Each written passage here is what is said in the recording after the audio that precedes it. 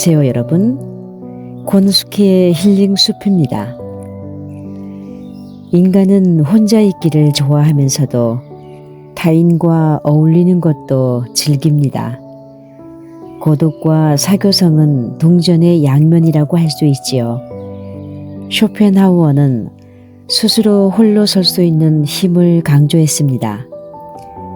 자족하는 삶을 살기 위해서는 타인으로부터 독립할 줄 알아야 된다는 것이지요. 그래서일까요? 쇼펜하우어는 단 한 명의 친구도 없이 혼자 지냈다고 합니다. 가족도 없었고 조국도 없었고 오직 애완견 아트만이 곁에 있었지요. 하지만 인간은 여러 가지 이유로 타인에 의존하며 인정받고 사랑받고 싶어하는 나약한 존재입니다. 특히 내면이 공허하고 삶이 단조로울 때 다른 사람의 온기를 필요로 하지요. 관계로 결핍을 채우려고 하지만 관계는 자칫 화상을 입을 수 있습니다.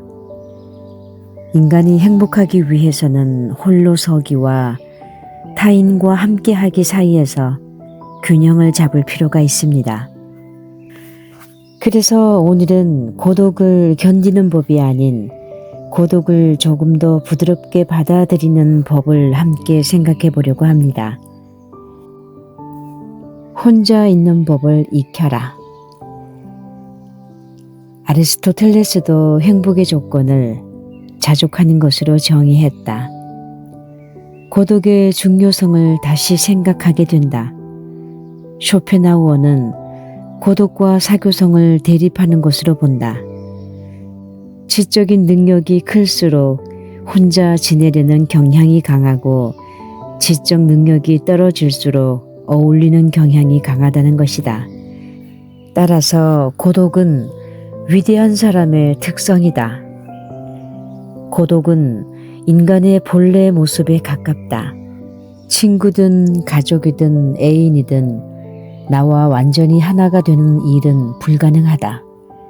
각자 개성과 취향, 의견이 달라서 늘 불협화음과 갈등이 생기기 마련이다. 그러나 오직 자기 자신과는 유일하게 완전한 융화가 이루어질 수 있다. 마음의 평화와 행복은 오직 자신의 고독 안에 생겨난다. 행복을 얻기 위해서 그 원천인 고독을 피하지 말고 그것을 견디는 법을 배워야 한다. 누구나 자기 자신의 고독한 모습일 때 본래 지닌 것이 드러나기 때문이다. 고슴도치 같은 사람은 극심한 추위가 닥치면 서로 모여들어 몸을 붙이는데 스스로 정신적인 온기를 충분히 지닌 사람은 굳이 무리를 지어 모일 필요가 없다. 사교성이 정신을 따뜻하게 하는 것이라면 자신의 체온으로 충분히 지낼 수 있는 사람의 덕목은 고독이다. 인간은 아무리 친한 사람에게도 자신의 비밀을 털어놓을 수 없다. 결국 그런 솔직함이 나중에 뒷담화와 비방의 단서를 제공하기 때문이다. 우정과 사랑, 결혼으로 이어지는 밀접한 인간 관계도 비밀을 보장하지 않는다. 이런 면을 봐서는 다른 사람과 교제가 적을수록 좋다. 잡담, 유흥, 즐거움 뒤에는 가식적인 모습이 있다. 이 세상에서 우리가 의지할 수 있는 것은 바로 나 자신이며 나 자신을 전적으로 신뢰할 때 가장 행복할 수 있다. 그럴수록 타인의 도움을 필요로 하지 않기 때문에 타인에게 기대할 일도 없고 상처받을 일도 드물다. 혼자서도 행복할 수 있는 사람은 굳이 다른 사람과 만나 희생할 필요가 없다.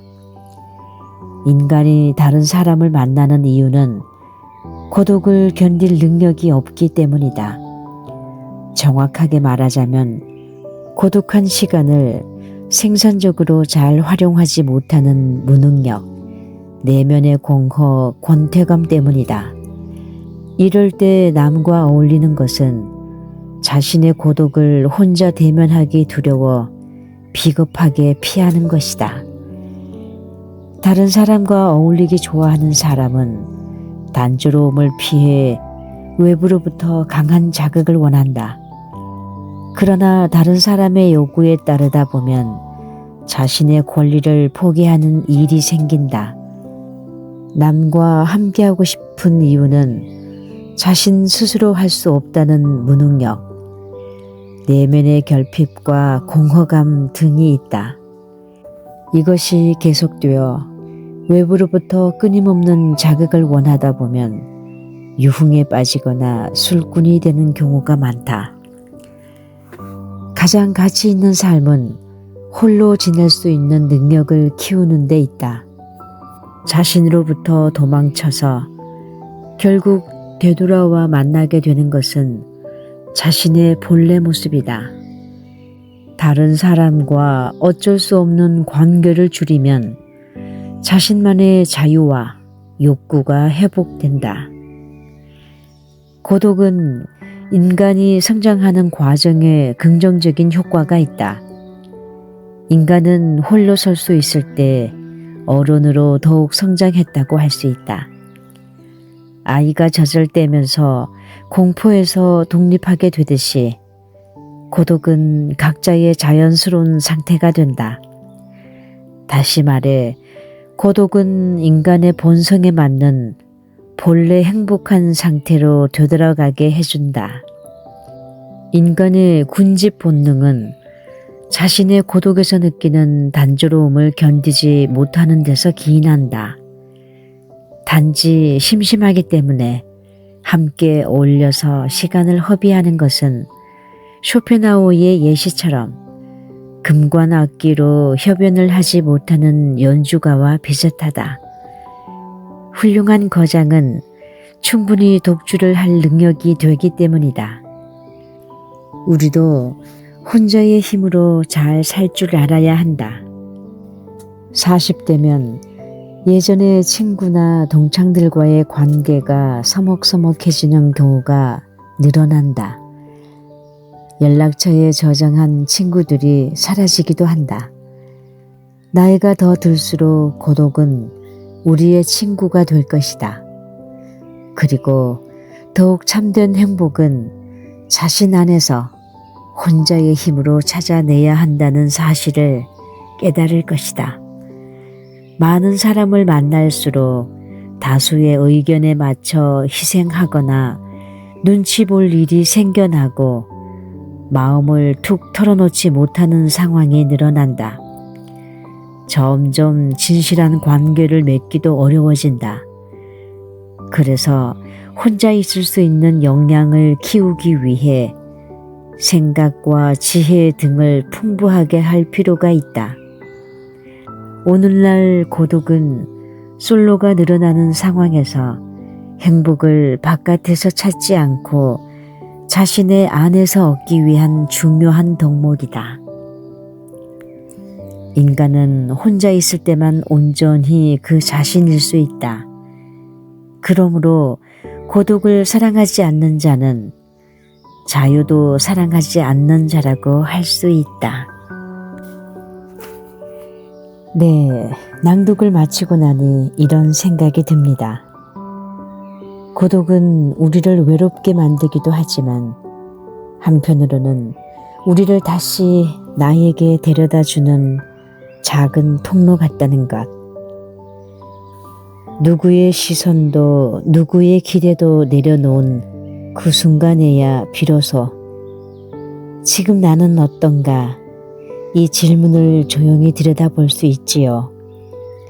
쇼펜하우어의 말처럼 완벽하게 홀로 서는 삶을 살아갈 수는 없지만 우리 각자가 하루 중 단 몇 분이라도 나에게로 돌아오는 시간을 갖는다면 고독은 더 이상 두려움이 아니라 삶을 조금 더 깊게 만드는 동반자가 되어줄지도 모릅니다. 고독이란 결국 우리 내면으로 이어지는 작은 오솔길과 같다는 생각을 해봅니다. 오늘 힐링숲이 그 길을 함께 걸어준 시간이었기를 바랍니다. 평온한 밤 되십시오. 여러분 고맙습니다.